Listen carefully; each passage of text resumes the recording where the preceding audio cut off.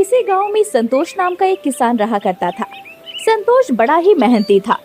रोज की तरह वो आज भी अपने खेतों में काम कर रहा था। काम करते करते संतोष थक गया और अपने आप से बोला, आज तो बहुत काम हो गया।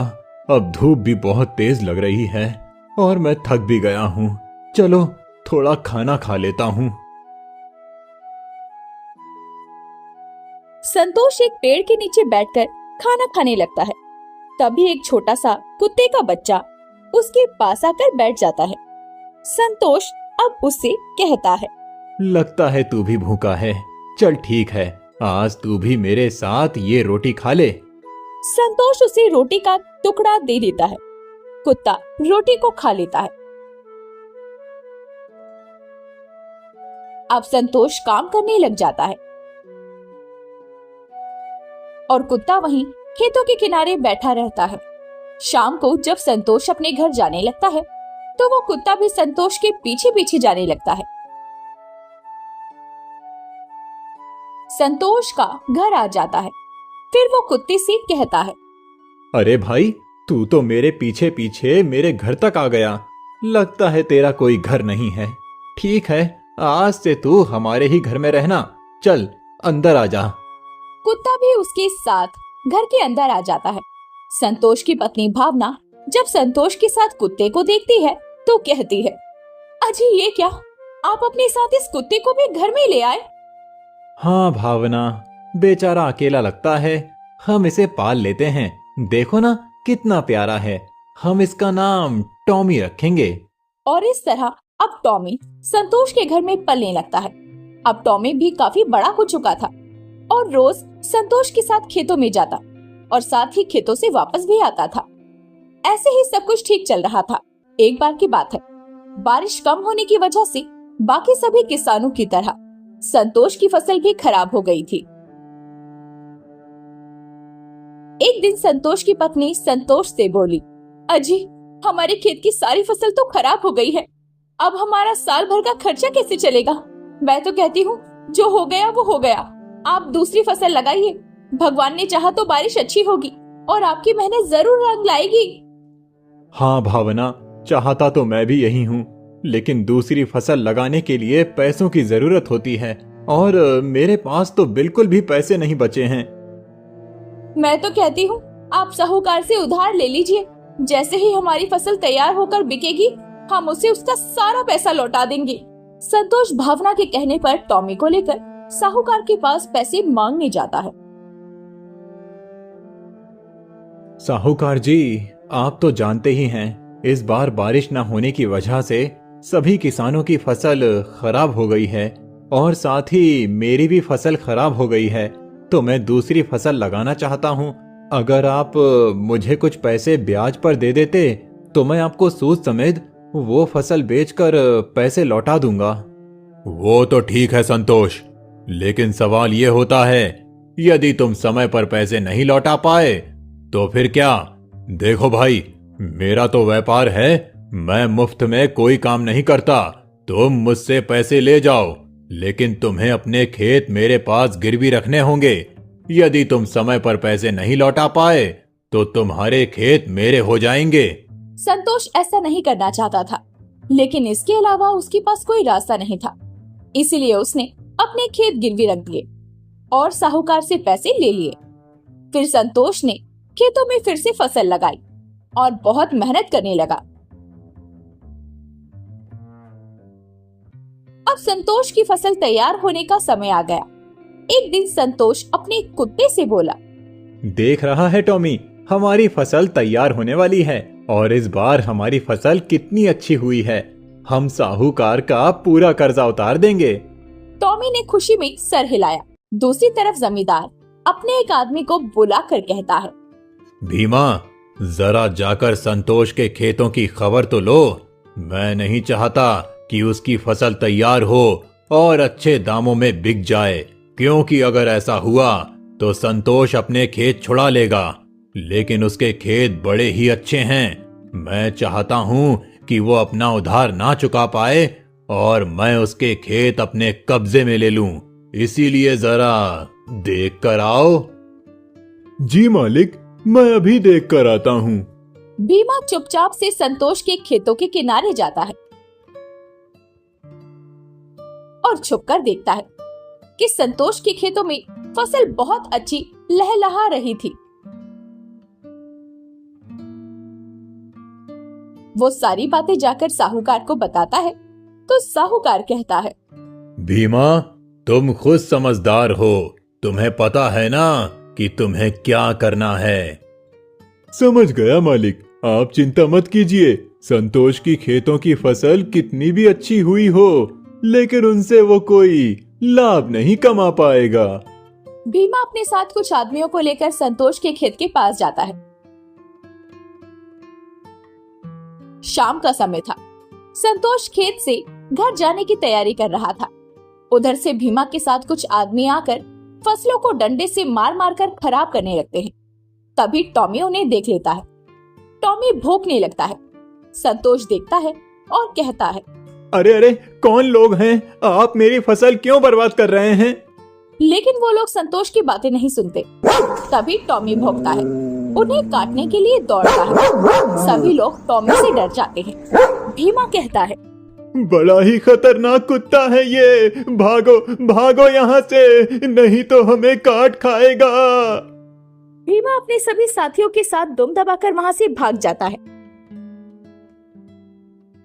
संतोष बहुत खुश होता है और टॉमी के ऊपर प्यार से हाथ फेरता है। भीमा सारी बातें जाकर साहूकार को बताता है।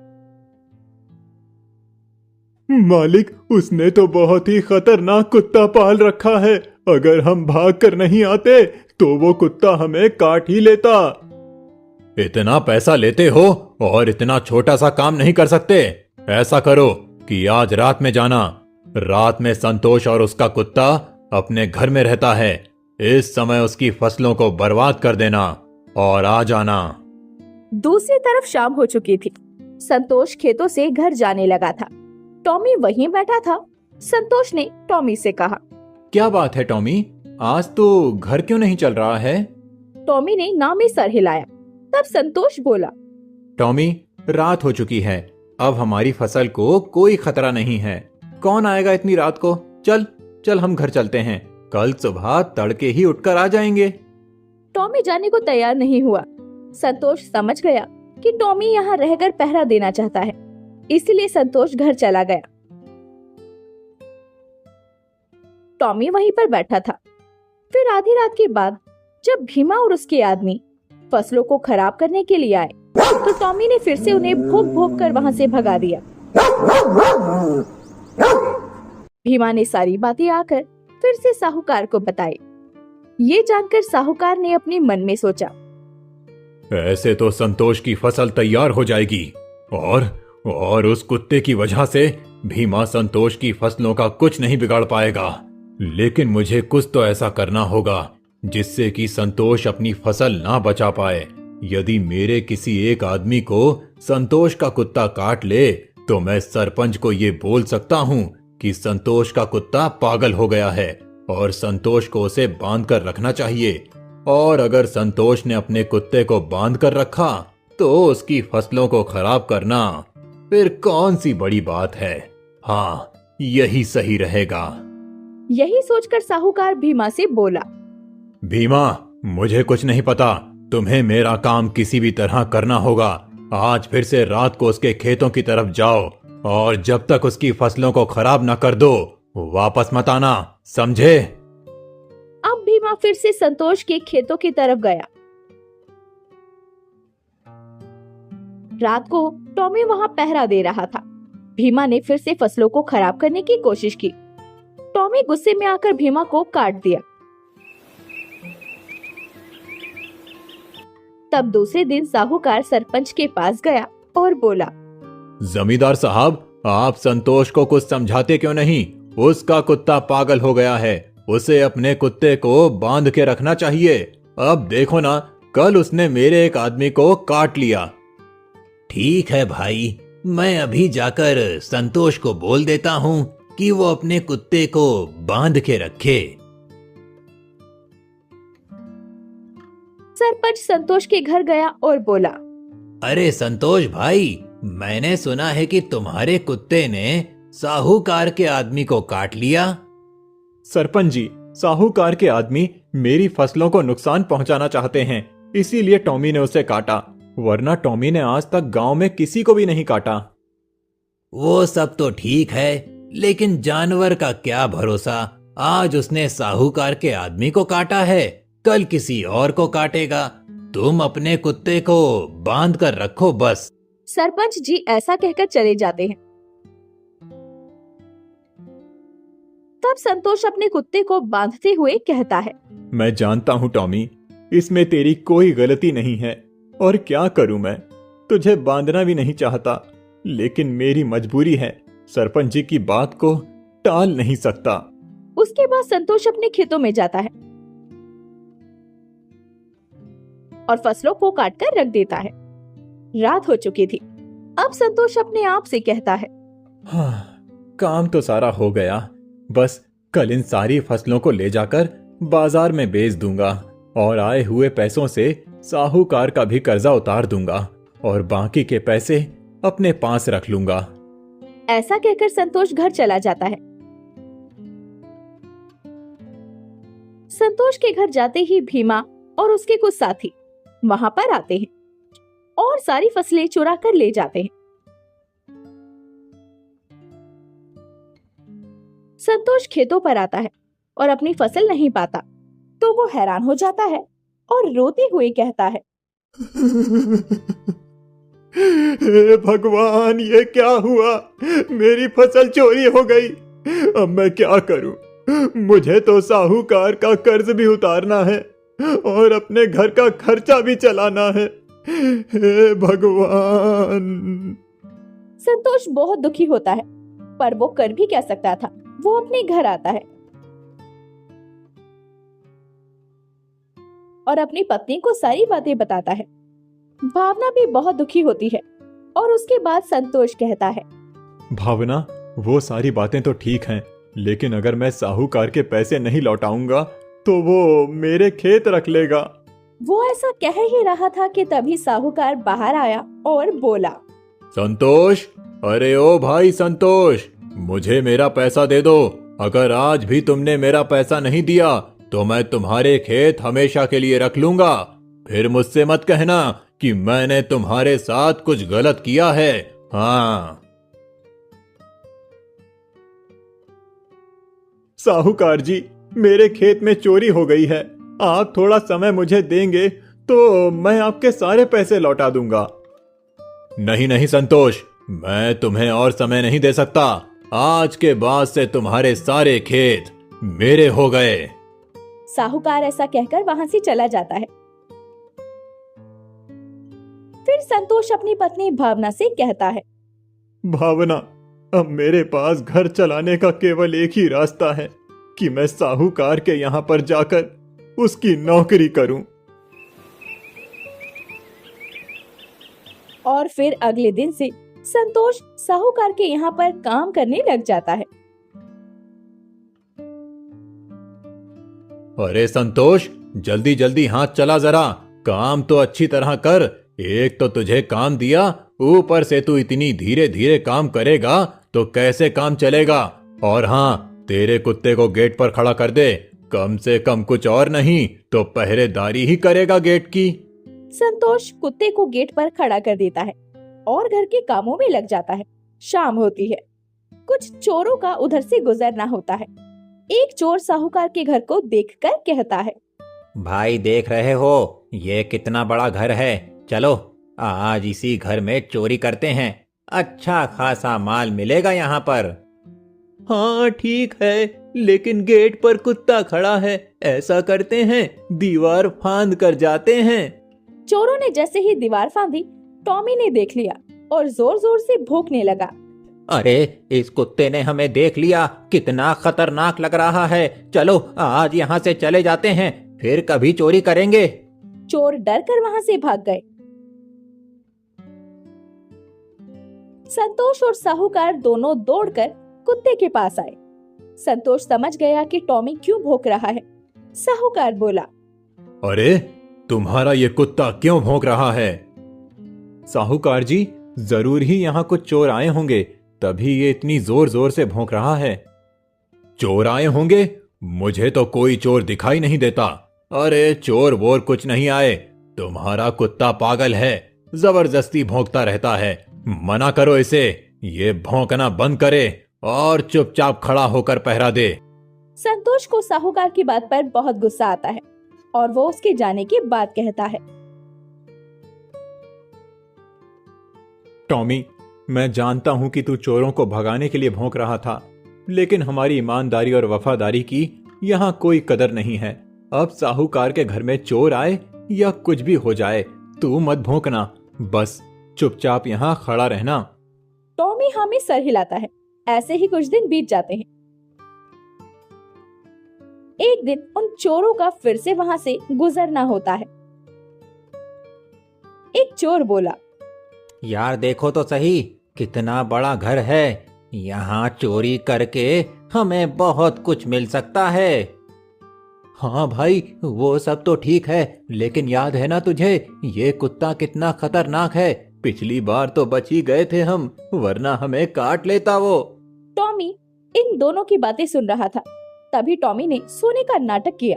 दूसरा चोर बोला, अरे भाई तू देख तो सही, आज वो कुत्ता सो रहा है, यही समय है, हम चुपचाप से अंदर जाते हैं और चोरी कर लेते हैं, किसी को कुछ खबर नहीं होगी। अब वो दोनों चोर चुपचाप से अंदर जाते हैं। सभी लोग अपने अपने कामों में लगे हुए थे। चोर चुपचाप से तिजोरी वाले कमरे में घुसते हैं और बहुत सारा पैसा और सोना चांदी सब चोरी करके दीवार के रास्ते कूदकर भाग जाते हैं। साहूकार को कुछ पता नहीं चलता। अगले दिन संतोष जब साहूकार के घर काम के लिए जा रहा था, तब टॉमी संतोष का कुर्ता पकड़कर खींचने लगा। संतोष बोला, अरे टॉमी, मेरा कुर्ता क्यों खींच रहा है? मुझे काम के लिए जाने में देर हो रही है, और अगर तुझे नहीं भी जाना है तो कम से कम मुझे तो जाने दे। अरे कहाँ ले जा रहा है? लेकिन टॉमी संतोष का कुर्ता नहीं छोड़ता और उसे उसके खेतों की तरफ ले जाने लगता है। तब संतोष कहता है, टॉमी, तू मुझे मेरे खेत में क्यों लाया है? तुझे पता है ना कि अब ये खेत हमारे नहीं रहे, बल्कि साहूकार के हो गए हैं।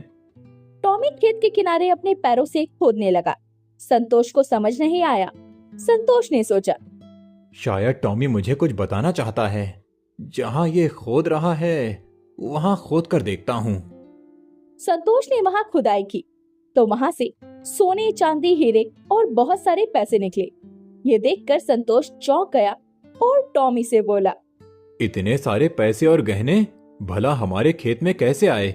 मुझे तो कुछ समझ नहीं आ रहा।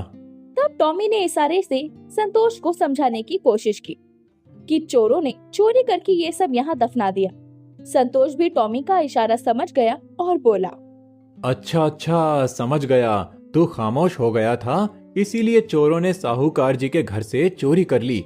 लेकिन ये सारा पैसा उनका है, इसे हम नहीं रख सकते, इसे हम ईमानदारी से वापस कर देंगे। अब संतोष वो सारा पैसा लेकर साहूकार के पास गया और देते हुए बोला, साहूकार जी, ये लीजिए, चोरों ने आपके पैसे चुराकर मेरे खेत के किनारे गाड़ दिए थे। वो तो टॉमी ने सूंघकर पता लगा लिया और मैं ये सारा कुछ खोदकर आपके पास वापस ले आया हूँ। साहूकार ये सब देखकर बहुत गुस्सा हुआ और चिल्लाते हुए संतोष को बोला, किसी ने चोरी नहीं की, बल्कि चोरी तूने ही की है। तूने चोरी करने के बाद तूने क्या सोचा कि मैं तुझे इनाम दूंगा? नहीं, मैं तुझे कोई इनाम नहीं देने वाला, बल्कि आज के बाद तू निकल जा मेरे घर से और कभी मेरे घर में काम मांगने मत आना, भिखारी कहीं का। संतोष अपनी सफाई देने की बहुत कोशिश करता है, लेकिन साहूकार उसकी एक बात भी नहीं सुनता और उसे बेइज्जत करके अपने घर से निकाल देता है। अब संतोष बहुत उदास हो जाता है। अपने घर आकर अपनी पत्नी को सारी बातें बताता है। ये सुनकर भावना कहती है, अजी, आप तो जानते हैं कि वो साहूकार किसी का भी सगा नहीं है, और अगर चोरों का गड़ाया हुआ सामान आपको मिल गया था तो आपने साहूकार को वापस क्यों किया? उसे घर ले आना चाहिए था। आपने और टॉमी ने ढूंढा था तो उस पर आपका हक हो गया ना। तुम तो जानती हो भावना, कि मुझे ईमानदारी से कमाया गया पैसा ही पसंद है। मैं आपको ईमानदारी के लिए मना नहीं कर रही हूँ। मैं तो बस ये कह रही हूँ कि साहूकार ने जो बेईमानी से पैसे कमाए उसे चोरों ने चुरा लिया था, और यदि वो पैसा आपके हाथ लग गया था तो आपको उसे साहूकार को वापस नहीं करना चाहिए था, बल्कि रख लेना चाहिए था। और वैसे भी आपने तो अंजाम देख ही लिया है ना। हाँ भावना, तुम सही कहती हो। अब अगले दिन से संतोष दूसरों के खेतों में मजदूरी करने लगा। दूसरी तरफ उन चोरों ने जैसे ही संतोष के खेतों में खुदाई की, उन्हें अपना धन नहीं मिला, तो वो बोले, ये क्या हुआ भाई, हमारा चुराया हुआ सारा पैसा और धन तो यहाँ से गायब है।